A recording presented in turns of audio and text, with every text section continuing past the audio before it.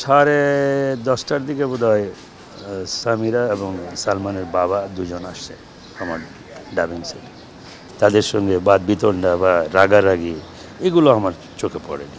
আপনি পৃথিবীর মায়া ছেড়ে চলে যাচ্ছেন, মানে মানসিকভাবে আপনাকে দেখলেই বোঝা যাবে।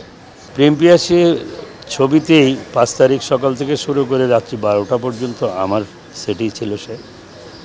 আমি 5টা পর্যন্ত শুটিং করার পরে ডাবিং সেটে এসে রাত্রি 11:30 পর্যন্ত ডাবিং করেছে। ডাবিং শেষে তার বাবা ছিল, তার ওয়াইফ ছিল, মতিন ভাই ছিল, তারপরে বাদল খন্দকার ছিল, আরও অনেকেই ছিল। আমার ডাবিং শেষ হওয়ার পরে তাদের সঙ্গে কথা বলে আমি তাদেরকে বিদায় দিয়েছি। পরের দিনও আমারই কাজ ছিল এবং পরের দিন দুপুরে আমার তার বাসায় লাঞ্চের দাওয়াত ছিল। তাদের ম্যারেজ ডে উপলক্ষে দাওয়াত ছিল যে আপনি একসাথে খাবো এবং ম্যারেজ ডে উপলক্ষে আমাকে একটা গিফট করবে। পরের দিন আমি মূলত ওইভাবেই প্রস্তুত ছিলাম যে 6 তারিখে শুক্রবার যে নামাজটা পড়বো দুজন একসাথে। আমি সকালে গোসল করে রেডি হয়ে বসে আছি। হঠাৎ 11টার দিকে 10:30 কি 11:15 দিকে আমার ফোন গেল আমার বাসায় যে সালমান শাহ অ্যাক্সিডেন্ট করেছে। কীরকম অ্যাক্সিডেন্ট করছে মানে হয়তো গাড়ি অ্যাক্সিডেন্ট হবে, কারণ সে বেপরোয়া গাড়ি চালাতো। তা আমি বললাম কি গাড়ি অ্যাক্সিডেন্ট? কই যে না। যখন বলছে গাড়ি অ্যাক্সিডেন্ট না, তখন আমি বললাম যে কী অ্যাক্সিডেন্ট করেছে? পরে আমার ম্যানেজার বললো যে ভাই আপনি অস্থির হয়েন না, আপনি ধৈর্য ধরেন, সালমান শাহ নাই, সালমান শাহ মারা গেছে। 5 তারিখে যেহেতু আপনার সিনেমার ডাবিংয়েই সালমান শাহ ছিলেন, সেদিন কি ওনাকে মেন্টালি ডিস্টার্বড দেখেছিলেন কিনা বা কোনো কিছু দেখে মনে হয়েছিল কিনা যে তিনি একটু অন্যরকম মুডে আছেন? তো সে সবসময় আনন্দ ফুর্তির মধ্যে থাকতো এবং ইয়ার্কি ঠাট্টা করতো। সেদিনও তার কোনো ব্যতিক্রম ছিল না। সেদিনও সে আমাকে নানান রকমের গালাগালি উল্টাপাল্টা কথাবার্তা বলেছে। এটা সরাসরি সবসময় বলতো। আমি আদার্স নেওয়ার মতো কোনো অবস্থা ছিল না। এটা সামিরা আমার ডাবিং চলছে, শাবনূর সালমানকে দিয়ে ডাবিং করছি। ওই দিন তুষার আসার কথা ছিল, তুষার আসতে পারে নাই। লন্ডন আমেরিকা থেকে এসে বাসায় ঘুমায় পড়ছে, আসতে পারে নাই। তো রাত্রি 10:30টার দিকে বোধহয় সামিরা এবং সালমানের বাবা দুজন আসছে আমার ডাবিং সেটে। তখন অলরেডি আমি শাবনূরের লোভটা শেষ করে আমি শাবনূরকে ছেড়ে দিয়েছি যে তুমি চলে যাও, সালমানের 2-3টা লোভ আছে, ওটা কইরা আমি প্যাক আপ করবো।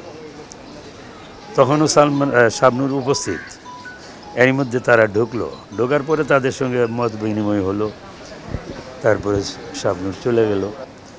আমি ডাবিং করব, ডাবিং যথারীতি করতেছিলাম। এর মধ্যে মান্না এলো, মৌসুমি এলো, অনেকেই আসলো, তার সঙ্গে দেখা করলো। আমার আর ডাবিং হলো না। সেই আলোচনার মধ্যেই সময় শেষ হয়ে গেল। ডাবিংয়ে আমি প্যাক আপ করলাম, করে তারপর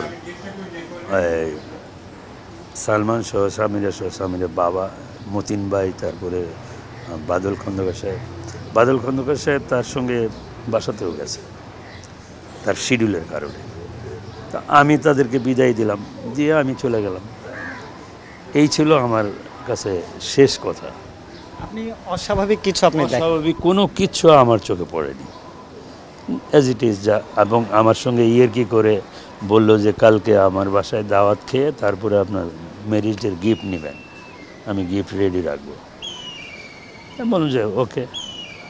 এই ছিল সব শেষ কথা।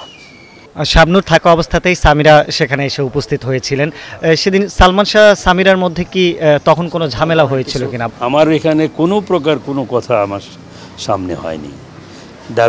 ডাবিংয়ে শাবনূর ছিল, শাবনূর চলে গেল সামিরের সঙ্গে বিদায় নিয়ে। এখানে আমার দৃষ্টিগোচর হয়নি যে তাদের সঙ্গে বাদ বিতণ্ডা বা রাগারাগি এগুলো আমার চোখে পড়েনি। কারণ আমি তো ওই রেকর্ডিং স্টুডিওর ভিতরে, সে ডাবিংয়ের থেকে নানান ধরনের কি করতেছে, আমি আবার ওইগুলো রেকর্ড করছি। ওই স্পুলটাও আমার এখনও আছে, কিন্তু স্পুলটা নষ্ট হয়ে গেছে হয়তো। এতদিনে 30 বছরের কথা, এটা বোধহয় গইলে একটার সাথে আরেকটা লেগে গেছে। তো ওইখানে আমি কোনো প্রকার কালকে যে এই ধরনের ঘটনা ঘটবে, একটা মানুষ কালকে চলে যাবে, আজকের যে তার একটা অস্থিরতা বা একটা ফ্রাস্ট্রেশন আসে না, আপনি অন্যমনস্ক হবেন যে আপনি পৃথিবীর মায়া ছেড়ে চলে যাচ্ছেন, মানে মানসিকভাবে আপনাকে দেখলেই বোঝা যাবে। কিন্তু এরকম কোনো কিছু আমার চোখে পড়েনি।